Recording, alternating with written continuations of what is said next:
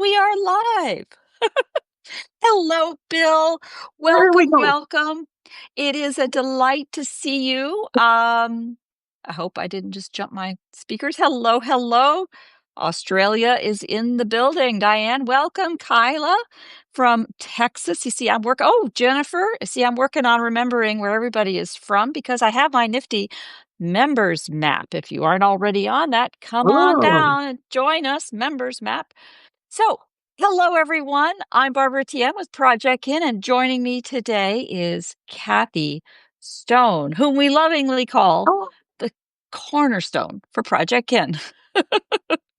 Because this week on Thursday, we have Kathy's Corner. And today I've asked Kathy, hey Kyla, I've asked Kathy to come and talk to us a little bit about what she has planned for us. So, from Calgary, Canada, Kathy Stone, take it away. thanks, Barbara. I'm looking forward to Thursday. So if you were at the last Kathy's Corner, we had a bit of a discussion towards the end. It wasn't our topic, but we got into a bit of discussion about terminologies used.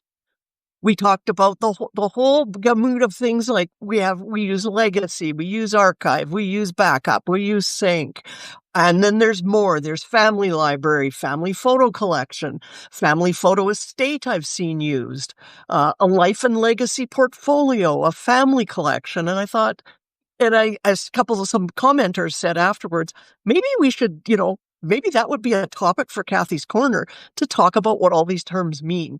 And some of them have meaning outside of what we think they mean, and others don't, if that makes any sense. Like some of them have a meaning, and I'll use archive, for example.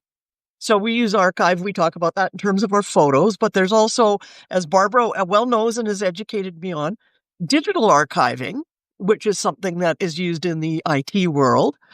Archive is also a building with stuff in it because we have our provincial archives here, we have our city archives, and we have museums and archives in many places. I think essentially Library of Congress is a big archive, and then there's the Internet Archive. So that word archive can have a lot of different meanings. So I thought, well, let's talk about that on Kathy's Corner and the importance of it. And then legacy, that's a word being used a lot more now is the idea of leaving a legacy, or in terms of our family history.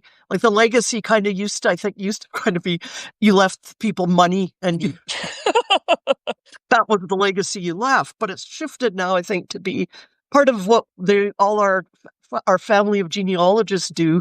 It's the legacy is tracking down the family history and all those things.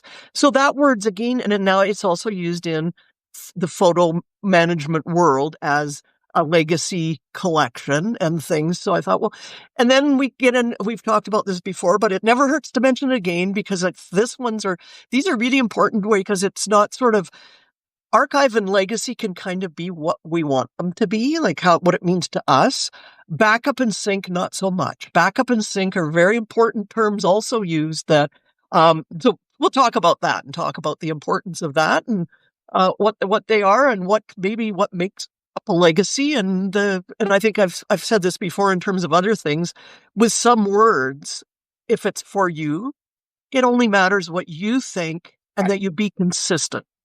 Right. And Well, it's I the think, same, we talked about that in terms of dating, because I worked for the Canadian federal government, and in Canada, we go year, month, day.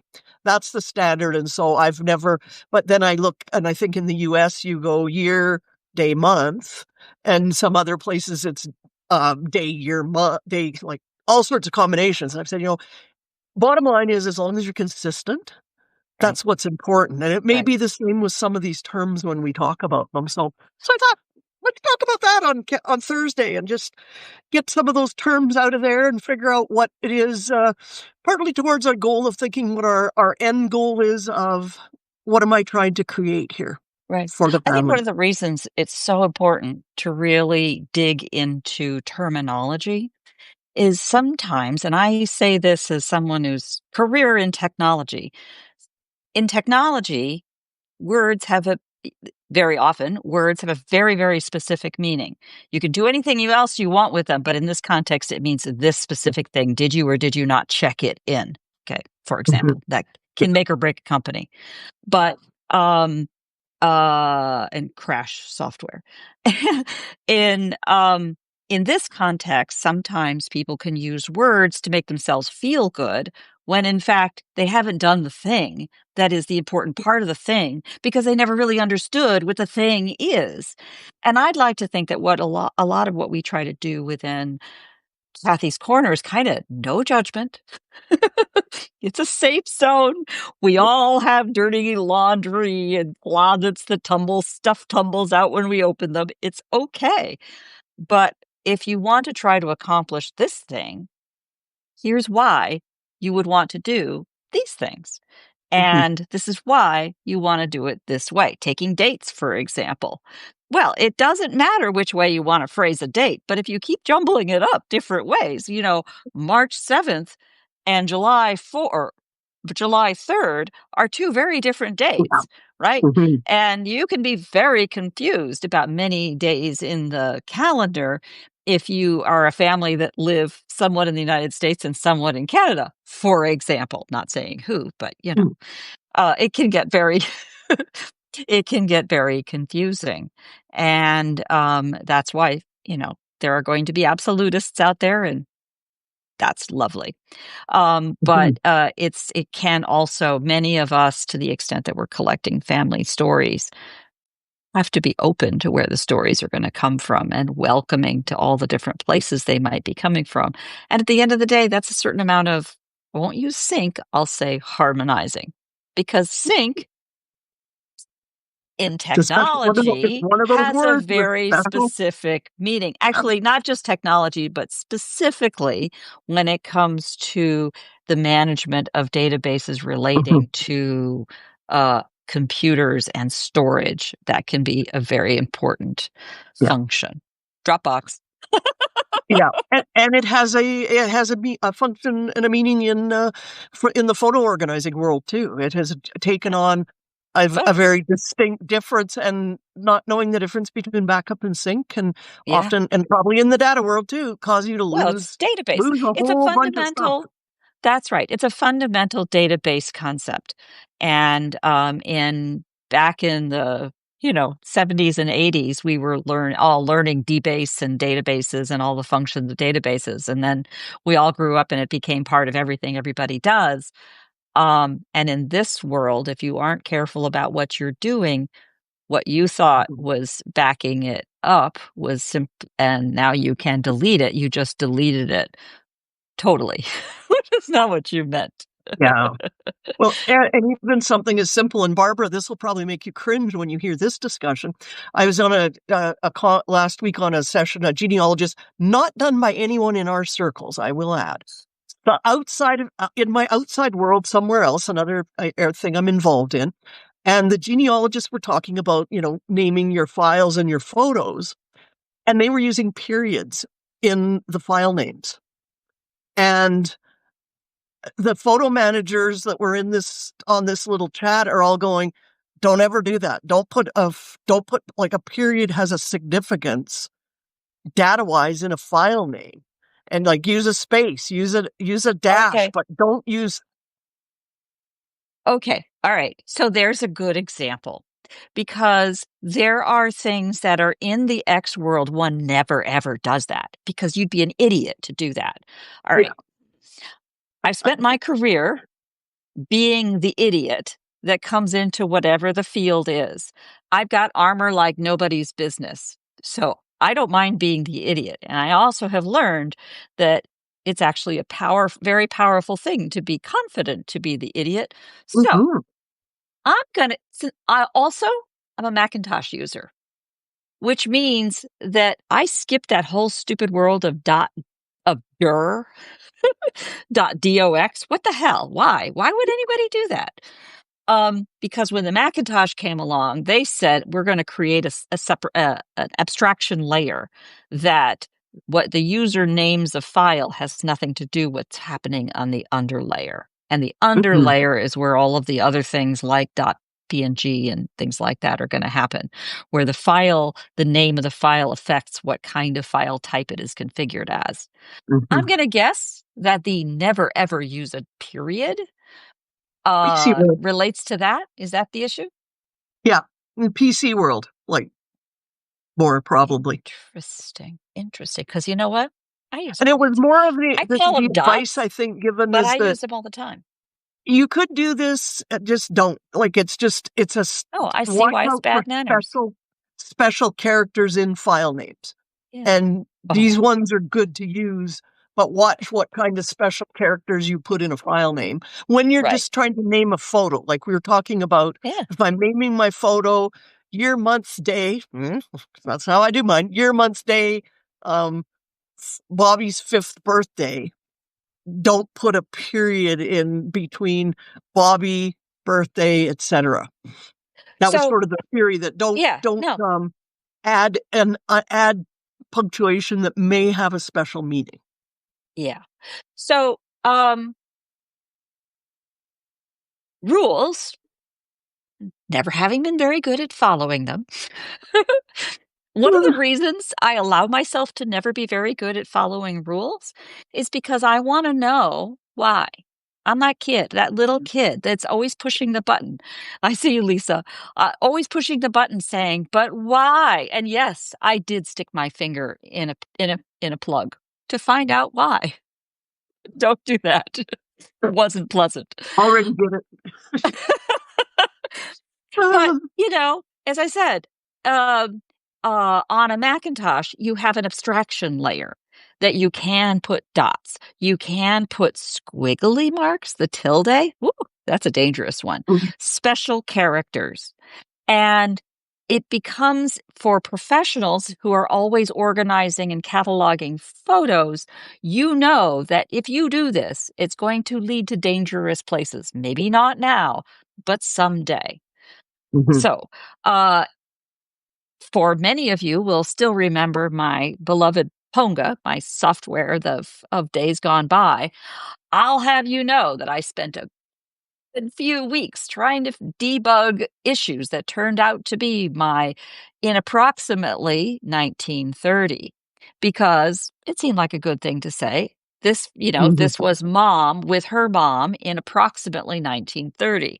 The tilde nearly killed me because the tilde mark, it's really a failure of the databases. In this case, it's Amazon AWS, which, by the way, is behind even on Substack. If you store a PDF on Substack and then look at the URL you get back, that's on AWS.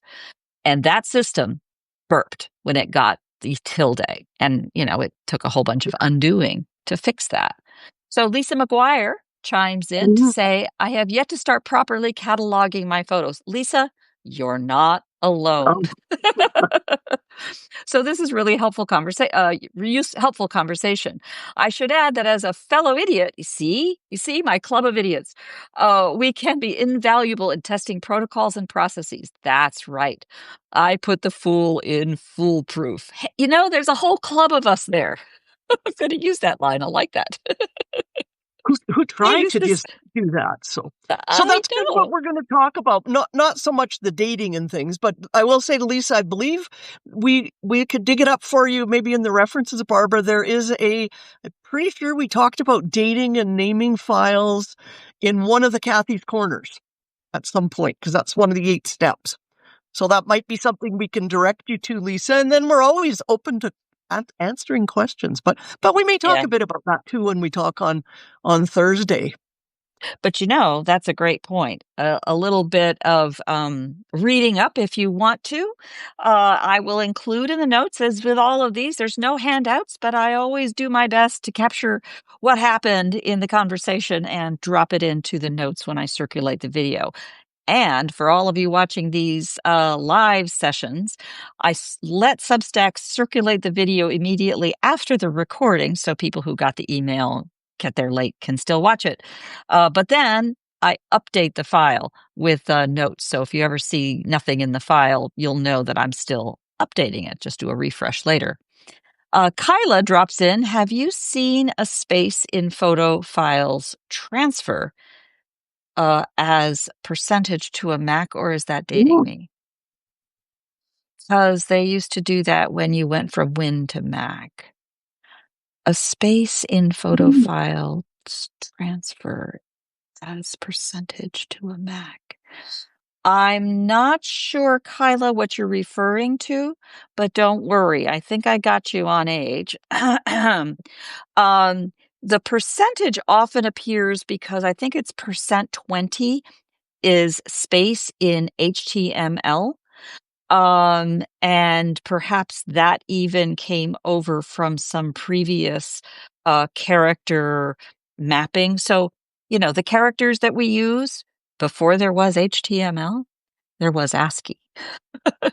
And Mhm. ASCII is a table of characters, like A, and numbers.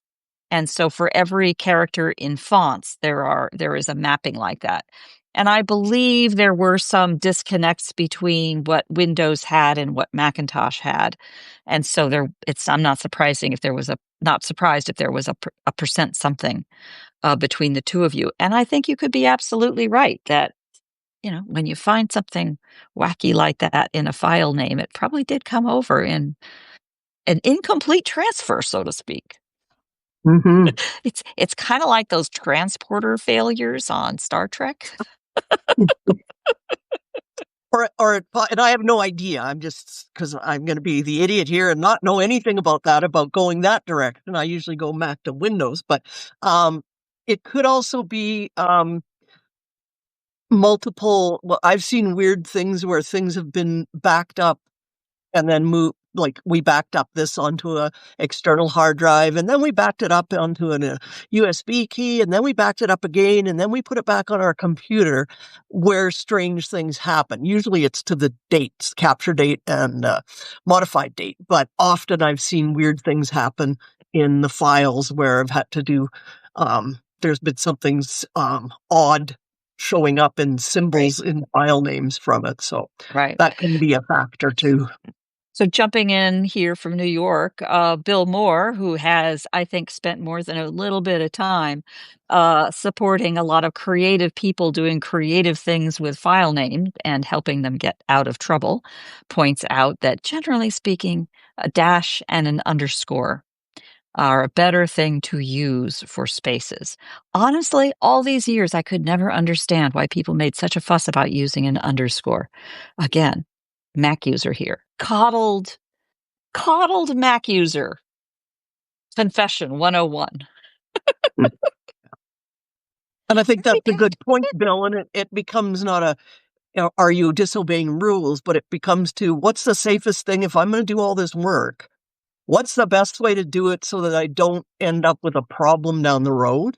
So I think that's and that was kind of in that discussion that was had there because there were some people who were, as I mentioned, were in the chat were going like, no, don't, what are you doing that? Why are you doing that? And then and unfortunately the computer literacy comment of explanation didn't come from that. It came from it's my own family photos and it's okay in the program I use. And that upset me more than the periods because it's like, it might be what you use right now, but part of our whole thing here with Projectkin and my philosophy is let's make sure that wherever, and I'm not, I use a platform.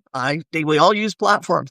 Let's make sure that we don't get things in there that we can only use the platform.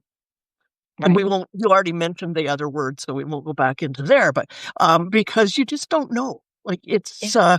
you just never know. And you don't want, I saw something in my photo management group the other day where somebody said, oh, well, I have a client who has all of her things now here's a blast from the past, in Picasa and is now trying to get a new computer and everything. And no longer you can't get the software anymore. And so sort of was trying to figure out how to get stuff out of now in Picasa. Google doesn't do a conversion from Picasa? No. Don't Huh. know if they do anymore. I mean, they bought the company. I would think they would. They did, but that doesn't mean that they did No. anything with the No. company. So, But so I think, getting back to just many of you have joined since, getting back to the top line point here, this isn't an argument about you should always. And what it never. really is a conversation about terminology, how it's used, why it's used that way. And we went down a rabbit hole Mhm. relating to characters.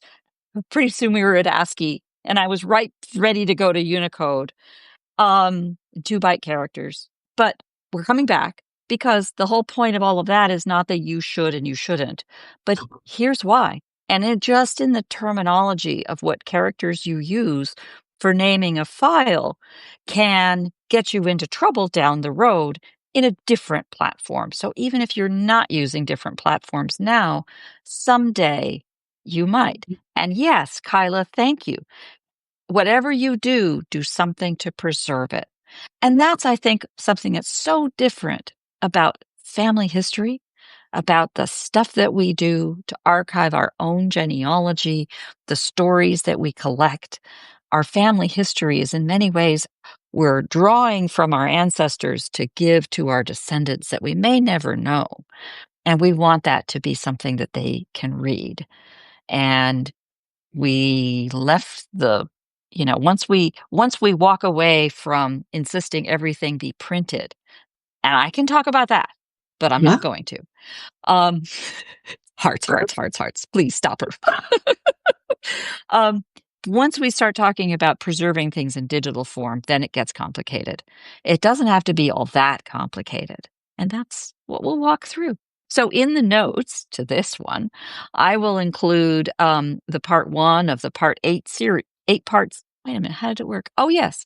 It was an 8-part, a post that you wrote for the 8 steps, and then the series of episodes from Kathy's Corner, each one of which walk through 1 and sometimes 2 of the steps to cover them. And it's just a simple principle that is platform agnostic, or shall I say platform independent. And, it just all the way across the way, stay out of trouble and preserve it for the long run, right? Well, and in Yay! terms of your printed things, I was reminded of many moons ago. I was involved with Creative Memories when I first had twins and realized you couldn't do teaching and consulting in business anymore if you had twins because you're kind of busy. I got involved in Creative Memories because, first of all, as I just said, I had twins and I was taking an awful lot of pictures. And I looked, and this is old. My kids are going to be 29 in a couple months. So this is a long time ago. This is no digital. This is all No print. Get camera, it no developed. smartphones. Make, Yeah. make a ton of copies. But at one of the conferences for Creative Memories, the fellow his name was Dr. Mark Meisen, and he was in fact he looked after all the archival. Creative Memories makes archival photosafe products, and he was the scientist who ran the lab. And he was speaking one day, and it was just at the outset of digital, when digital was becoming a thing that was common in homes. And he said, the one thing I think about, and you would expect from the scientist, you would have got the big push for that. And he says, if I have a printed photo, all I need is my eyes to see it. And I was like, good point. So, That's true. That's true. yeah. But will that paper be Well, preserved? yes, Or the video? All I need are my eyes to see it, but that doesn't work on VHS tapes. not at No, all. No, yeah, not at all. they're And deteriorating bad. that's right. And so the way I see it with something like a VHS tape or the drawers full of high 8, Sony high 8 tapes that I have, every time you play it, it's like a Russian roulette as to whether you're gonna, it's gonna be the last time. So, Well, and um, actually, you don't even need to play them. VHS are very, very nasty for deteriorating. yeah, Which, that's can I give a just plug for sitting there. September? Because it's very rare that I know what I'm going to talk about a whole month ahead of time. So, Kathy, what's coming in September? What is September? well, September It's is after August. there's something happens in September that's important to me. And as some of you know, I've been a member of the photo managers since 2013, I guess. And, in 2014, I went to my first conference, and it was after the Joplin tornadoes in 2012, and after we had severe flooding in southern Alberta. And a group got together and talked about what can we do, like, because there was a lot of focus on trying to recover those disastered photos, but what can we do to help people not get in that position where the only copy of your photos blew over 6 farms over, and people are trying to reunite them. Which I'll send you the link, Barbara, because it's actually quite a fascinating story to read about the work that was done after Joplin tornadoes. But so that led the group, and I was on part of that group, to found Save Your Photos Day, which we held the first one in September 27th, 2014. And it's now become an annual event, which is now a month, because having it for just one day was tough. And the photo managers put on all sorts of courses and training and information sessions. But I thought what we'd talk about, so I can sort of honor Save Your Photos Month, but also I'm not going to talk in terms of massive disasters, but I thought we'd talk about rescuing your photos in your collection that have damage of some kind and what we can do with them. So that's what I thought I'd talk about in there, and talk about, when you got the photos are stuck together, when somebody stuck a piece of Scotch tape over the top of the photo, when there's Roof leaks in the attic. when they're curled because they were stored somewhere in humidity and they all curled up, and when they're stuck to the glass in a frame, and or when you've had those, when people bought those, probably Kmart back in the day, the frames with all the holes cut in them so you could stick on your wall a whole bunch of photos, and people put their only copy in there.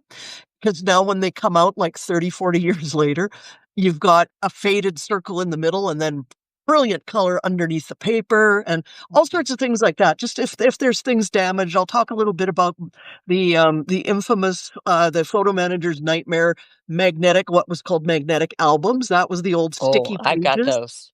Yeah, and we'll talk a bit about how to get the stuff out of there and what's the best strategy. And again, when we talk about saving your photos, I mentioned this when I did a ton of work saving people's photos that were damaged is a light word. They were completely soaked in muddy, yucky water after flooding, and sat in that for several weeks before they could get out of there. So they were nasty.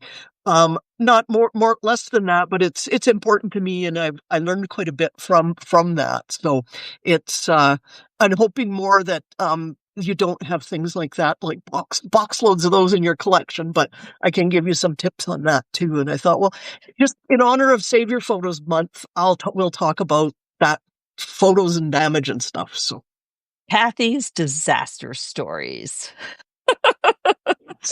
I'll entertain. I won't go too far into pictures, but I'll entertain you with some pictures of nasty flooded photos, and just family collections that where a pipe burst over top of the pool table, and mom and dad weren't home, so the son thought the best thing to do was to try and cover up the mess. So he stacked all the photos up in a pile, big thick piles, and guess what happened when they dried?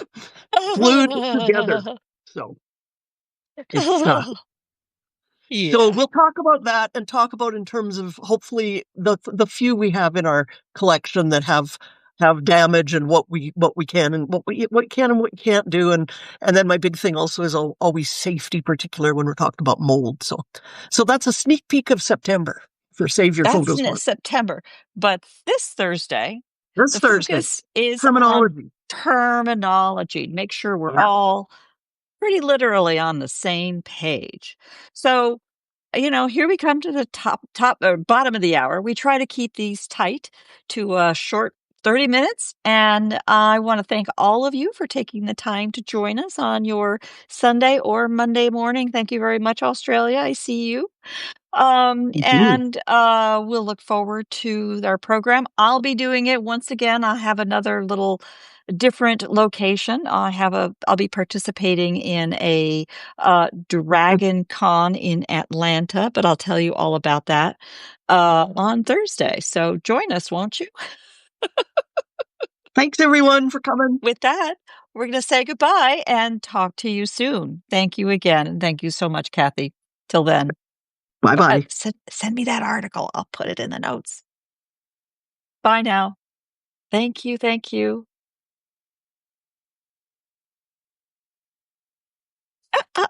I do a little magic. There we go. Okay. Thank you. Bye bye.